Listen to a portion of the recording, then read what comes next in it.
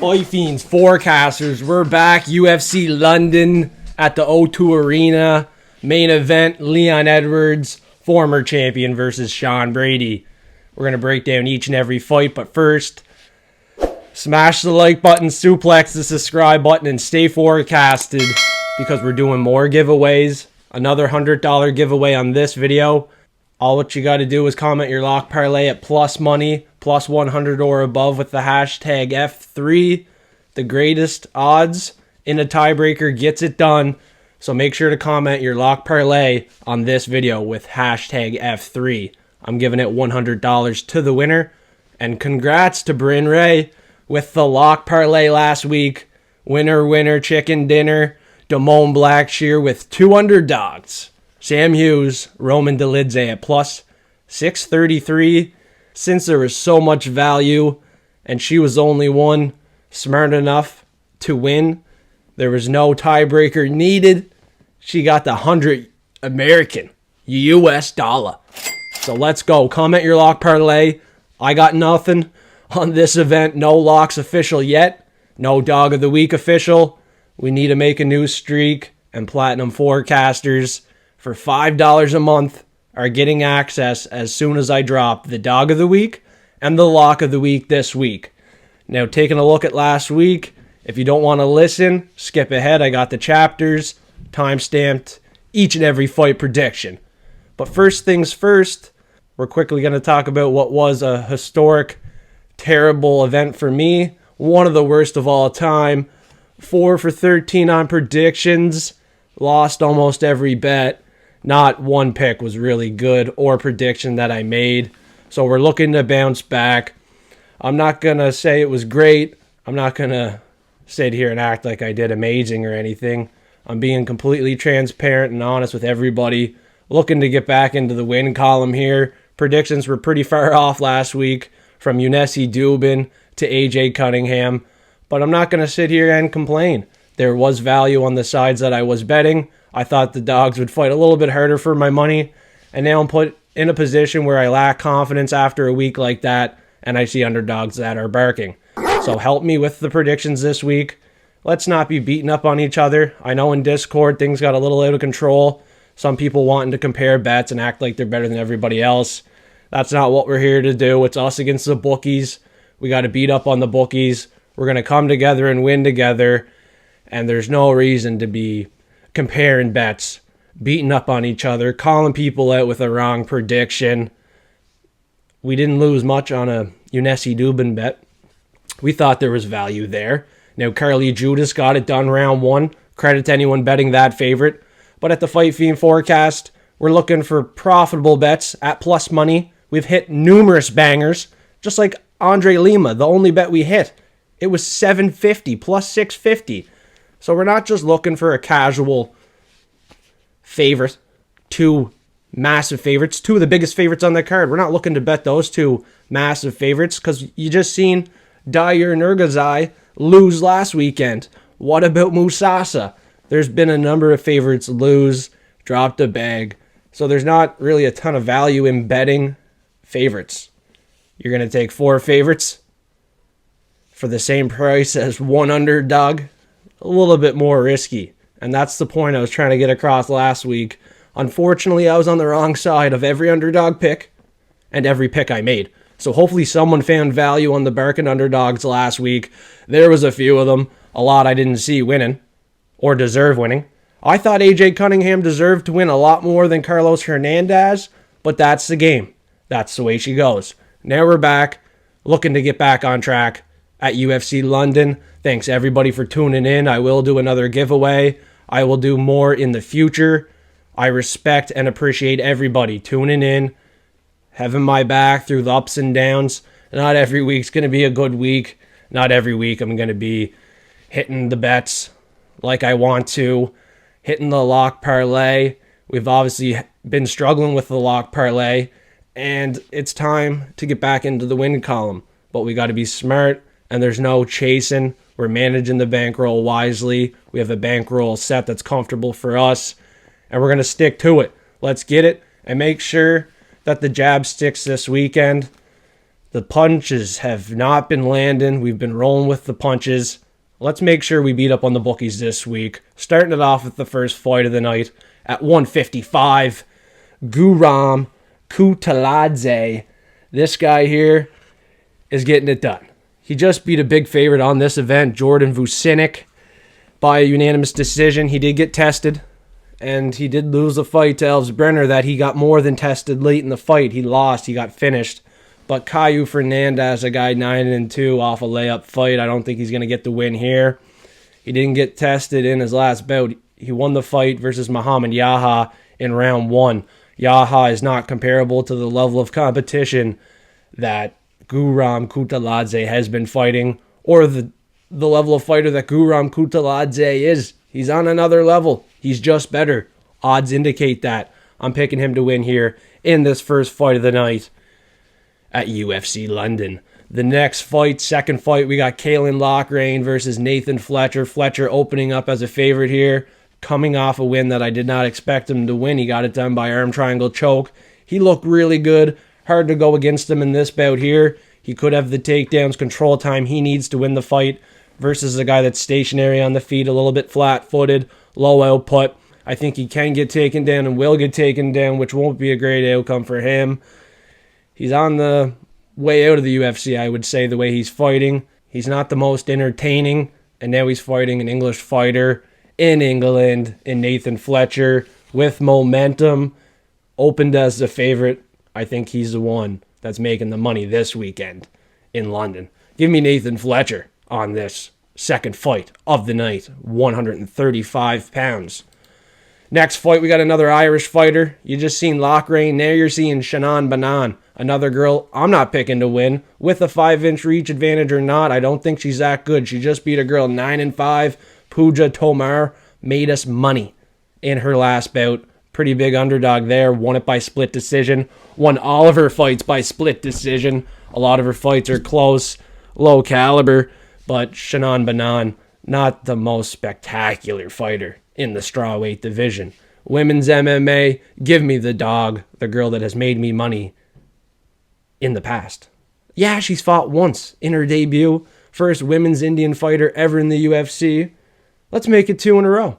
As a dog, you might have a bad vibe, Younes and Dubin vibes, but women's MMA, I still think the value is on the side of Puja Tomar in this fight to win it by a decision. Push forward, have more volume, land more of those kicks, and she can get it done. She will get it done. Let's go India in this matchup. Next fight, Christian Leroy, Duncan, pretty big favorite here versus Andrey Pulyaev. Pulyaev off the Dana White's Contender Series is a fade for me, especially as a $5 underdog. You know, these guys on the Contender Series get the win, make their debut, and struggle. I don't think anything's going to change, even if he does win. I mean, I don't know how he wins, because he needs to get lucky. And he can get lucky, and I'll tell you why. The enemy year, the year of the pig, is still not a great year for the fighters that are born year of the pig. Christian Leroy Duncan, pretty big favorite. A lot of money on him. Stacked in a lot of parlays, is born year of the pig. Now I know Su Young Yu got it done last week, but look at the other fighters year of the pig. Javid Bashrat, Brendan Allen, Jalen Turner. Yeah, I don't know. Even Danny Barlow lost to Sam Patterson and got knocked out. So year of the pig, not a great year. It's their enemy year. He's a big favorite. I feel like this is one that overrides the codes. Give me Christian Leroy Duncan to win this fight. Such a big favorite. I'm not doing anything with it, though. You know, he lost to Armin Petrosian, Gregory Robocop Rodriguez. 2 good losses, both by a decision. He's never been finished. I think he has a better upside for a finish in this fight by knockout, but anything can happen. Mixed martial arts, right? And this guy's a big underdog. We've seen Carlos Vera cash as an underdog last week. Not many of us were thinking he had a chance. He got it done. Anything can happen here. Give me Christian Leroy Duncan, former Cage Warriors champion as well. Fought the better competition. I don't think we got to overcomplicate the pick, but we definitely got to beware because he's fighting in his enemy year. And we know the track record on that. No matter if Su Young Yu looked good last weekend or not in his enemy year, we still got to look at the track record. Not very good for the enemy year fighters. Now, we got 6 of them on this event. That's right, 6 fighters fighting in their enemy year. I'm going to keep track this event. It'll definitely tell the tale moving forward if these fighters in their enemy year matters or not. I think it does, considering the last couple weeks and what I've recorded. But 6 fighters in their enemy year this event, it's going to tell a lot. All right.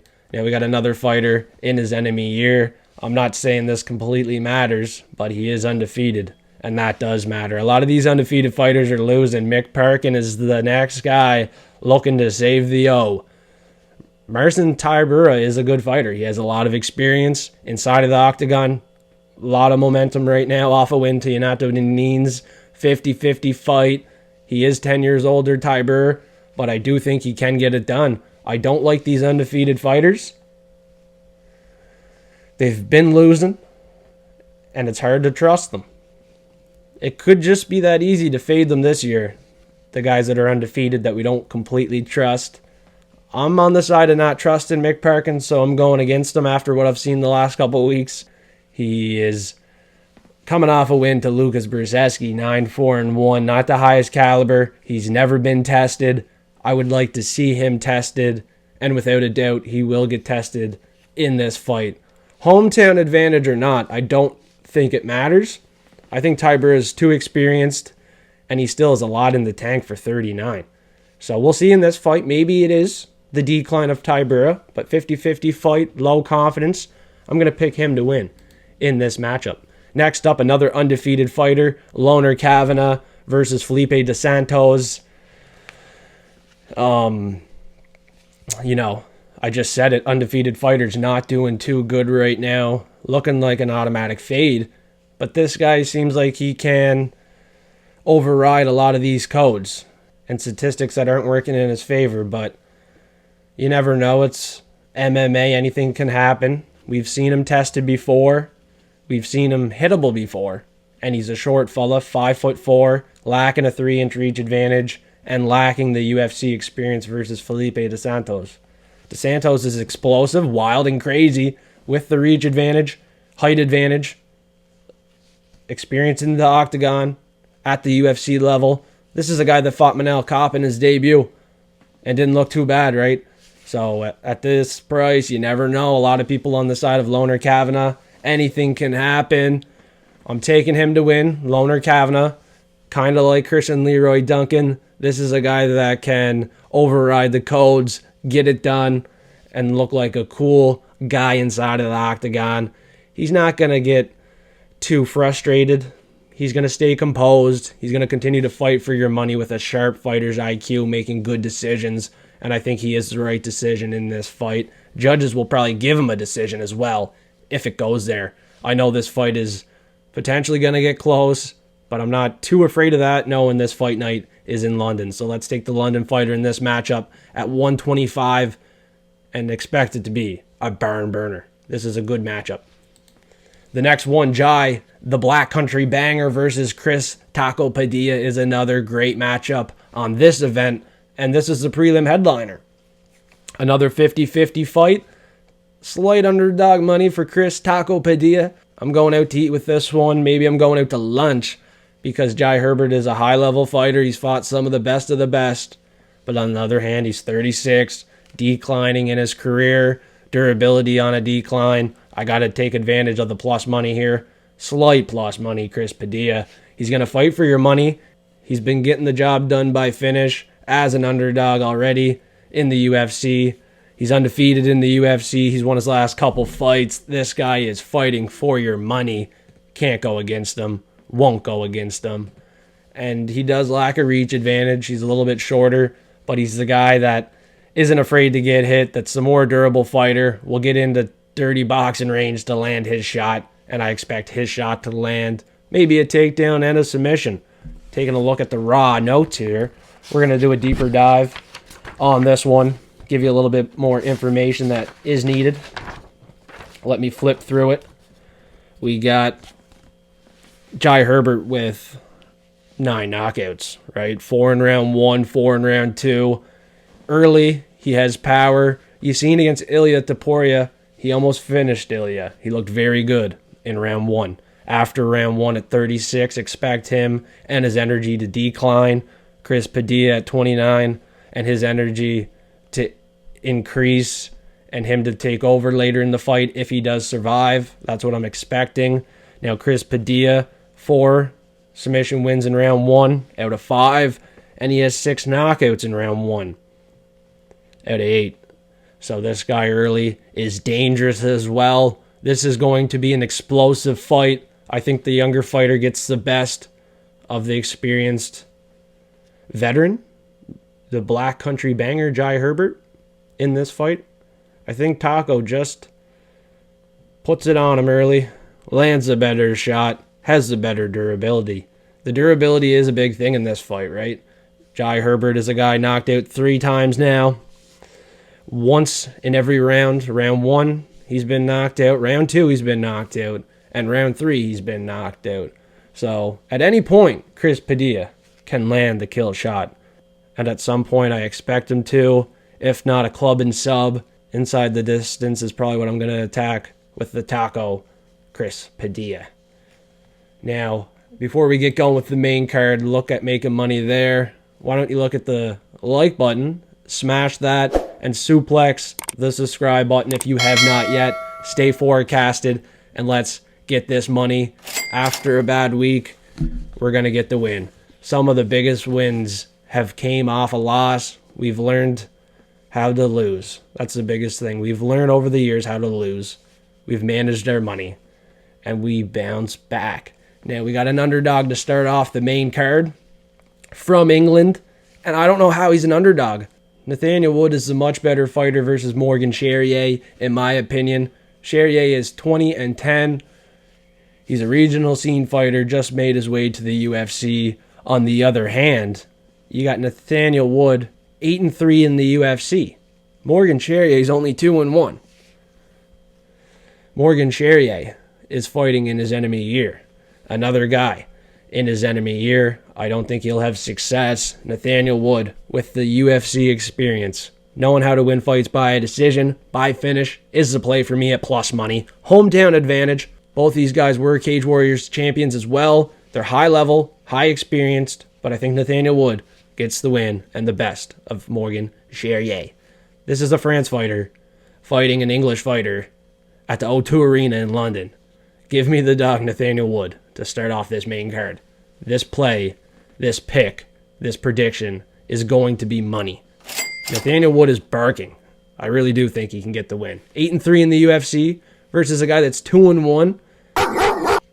Yeah, easy pick. Let's go Nathaniel Wood. The next one won't be so easy. We got Jordan Vucenic as a pretty big favorite, growing as a favorite, and I'm a little concerned because Chris Duncan is a good fighter. As a $4 underdog, he might see a little bit of love from me. He might even be my pick. Now, he fought a guy, Belagioki, in his last bout, won by a submission, but he's not a guy known to win by a submission. Vucenic is the submission artist. He's the guy that can submit guys early or in round 2. He has 6 submission wins, and 5 are in round 2. So I'm looking at a round 2 play for Vucenic, possibly. Round 1 is where Chris Duncan can shine and give Jordan Vucenic a shiner. You know, he has tattoos everywhere else, black across his whole body. Now it's time for 2 black eyes versus Chris Duncan. At $4, don't let it fool you. I mean, I was fooled last weekend with multiple underdogs. That's not going to change my prediction here. Chris Duncan is the more durable fighter. In my opinion, he's proven it to me. Although he got submitted to Manuel Torres, recency bias might say Jordan Vucenic is live by a submission. And it wouldn't doubt me or shock me if that does happen. But at this price, with these odds, knowing how dangerous Chris Duncan is, I'm making him the pick. He's a Scottish fighter, and he loves to scrap. I think on the feet, he'll be fine. I've seen him hurt before. But honestly, he's the guy that on the feet will fight for your money. Vucenic has 2 knockout wins. He slacks with the striking. And you can't get caught slacking versus a Scottish Chris, the problem, Duncan. So, 4-1. Valuable pick. Might not be the dog of the week, but he's one of the most valuable picks on the card. Right? You take a deeper dive into this one.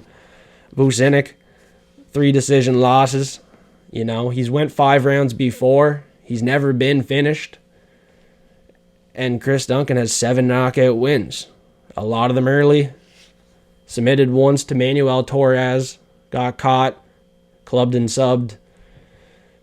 But that does not mean he's going to lose this one. He's training at ATT. Training with the better guys. At the better gym. I think he has a serious chance. He's 3-1 in the UFC. He's not that bad. And he shouldn't be a $4 underdog. Jordan Vucenic is 0-1. He lost his debut to Guram Kutateladze. He looked good early, but he didn't look too good late. I think Chris Duncan is live any round in this fight, so I will make him the pick with medium confidence. Maybe even high. Why not? And the next fight, I might have got too high before I decided who I wanted to win this one, who I picked to win this one. We got another women's fight here.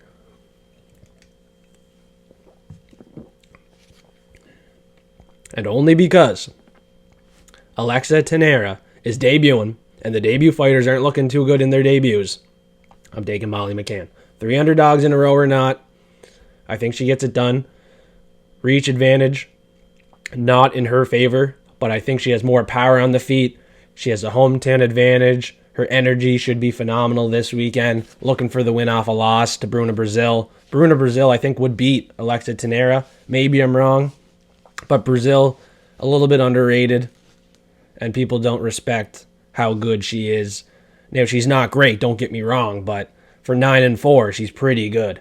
Now, Molly McCann, a girl you can't trust. Molly McCann, she's a meatball. She is a meatball. And I wouldn't put a ton of money on her.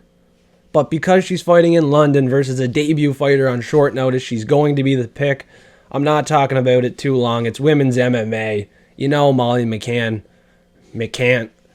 So I don't want to get caught putting too much money on this one. You know I'm not taking a women's fighter as an underdog of the week ever again. Or a lock of the week ever again. So she's just a pick. Please don't get mad at me if she loses. Yanesi Dubin, got smoked round 1. The same thing could happen here. Thainara could submit her pretty easy. We've seen no ground game for Molly McCann. She did get a submission win there, but she's been submitted 3 times. And Thainara has 6 submission wins. Level of competition, not the best. So I don't hate a Molly McCann pick in this one. I'm done talking about it. The next one, I don't want to talk about it too long because we're talking about Kevin Trailblazer Holland, and he's not fighting for your money. He's not making the fights entertaining. Off a fight to Kutateladze where he gave up in round 1 and got hurt a rib, and then came back early and lost to Rainer Dritter round 1, taken down and submitted right away. It's just like, what are you doing? Now you're fighting Gunnar Nelson, a terrible matchup, a guy that can get a submission easily. How can we have faith in you, Kevin Holland? The reach advantage is there, 9 inches, 4 years younger, more active. Gunnar hasn't fought in nearly 2 years. I want to pick Kevin Holland, but 4 underdogs in a row? Dude, you don't fight for my money at all. You haven't. The fight with Jack Della Maddalena was pretty close, though. And this is a point where it's time to win for Kevin Holland because he can't continue to lose. He's a main event fighter. Makes the UFC a lot of money with the pay-per-view buys. You got to think he's going to get a win. A guy off a 2-year layoff. You got to be able to beat this guy. But you got to remember, Gunnar Nelson went to a split decision with Leon Edwards. He is one of the best grapplers in the division. He has a great submission. He just won by armbar round 1 versus Brian Barberena. But it's Brian Barberena. All right? Maybe I take Kevin Holland in this one, but it's very low confidence. And I am crossing my fingers. I can't even believe I have enough faith to make him my pick. I can't believe I took 4 underdogs in a row after a week I had last week. I know a lot of people are on here just giving you a favorite pick with low confidence. You know what I'm saying? Some of them, if you listen to their predictions, they give a reason for each side to win, and then they just pick the favorite. I'm not here to do that. There's definitely value on Kevin Holland off a couple losses. A fight where people are thinking he's just getting submitted easily. All right? I'm not so sure if it's going to be that easy for Gunnar Nelson. He hasn't fought in 2 years. He has a 72-inch reach. Kevin Holland has an 81-inch reach. Kevin Holland is due for the win at some point. He can't continue to lose. If he loses this one, you might as well cut him. You might as well snip him. All right? Get him the out of here, man. Get him gone, Gunnar.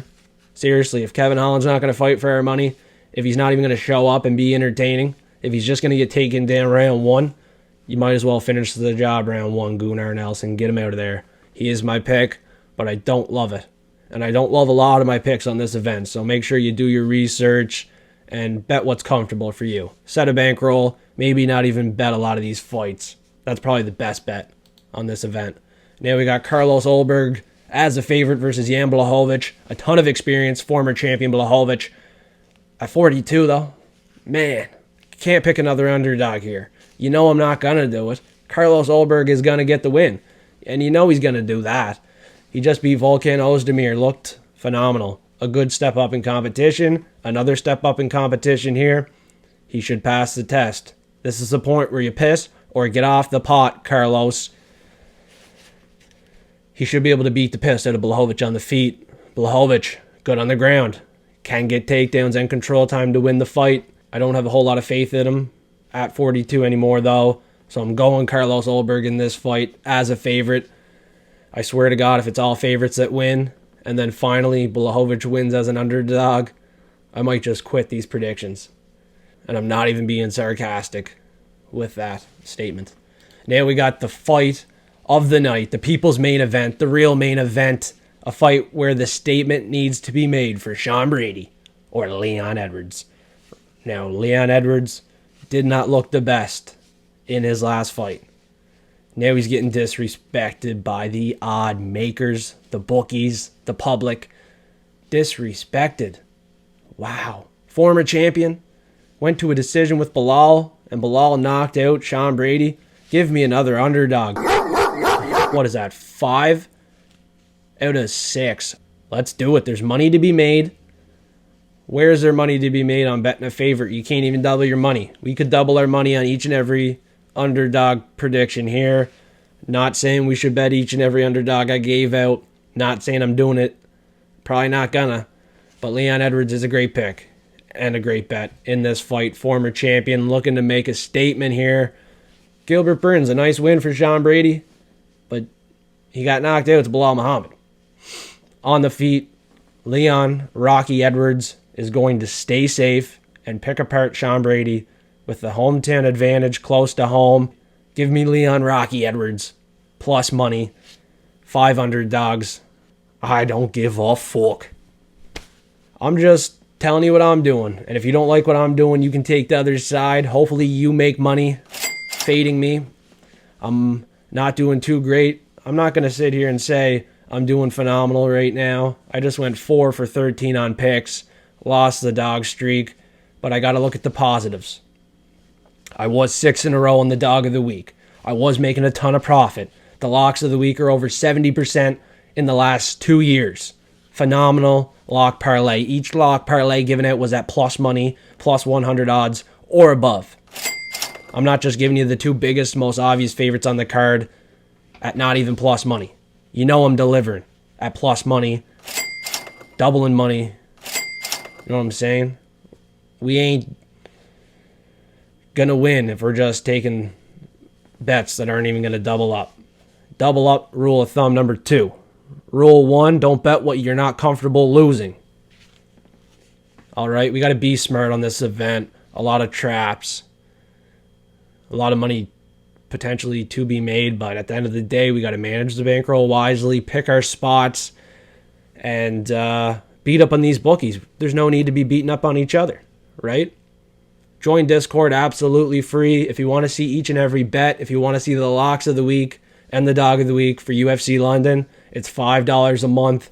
Link in the description below. Now it's time for the ultimate giveaway. Another $100. Last week we gave out $100 US dollar.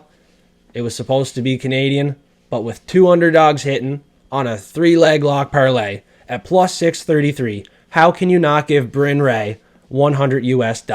If you want $100 US, put hashtag F3, put your most confident lock parlay at plus money or above, and in a tiebreaker.